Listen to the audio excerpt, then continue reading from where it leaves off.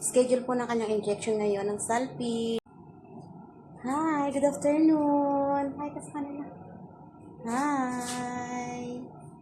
So, nandito po kami ngayon sa ER sa hospital. Injection niya po ngayong araw. Schedule po na kanyang injection ngayon ng Salpin. Say hi. Hi, dito ka tumingin sa camera. Hi. May ano ka ngayon? May ano ka ngayon? Pasok? Wala kang pasok ngayon. Kasi si araw ng Sabado.